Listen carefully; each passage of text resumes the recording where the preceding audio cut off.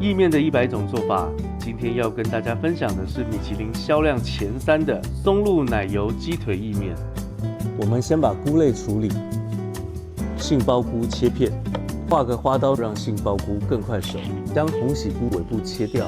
现在开始腌制鸡腿肉，撒上一点海盐和白胡椒。锅中倒入底油，放入腌好的鸡腿肉，这边要注意鸡皮要朝下。煎至焦黄就可以翻面了。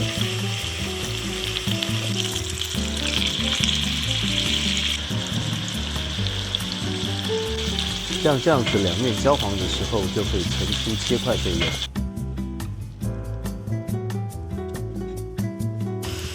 保留锅中底油，直接放入菇类煎香。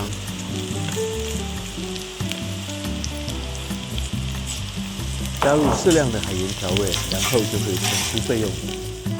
接下来把煮好的意面放进来，加入1勺黑松露酱以及适量的高汤和鲜奶油。最后再加点海盐，还有黑胡椒调味收汁。现在就可以出锅啦。把菇类倒入摆盘，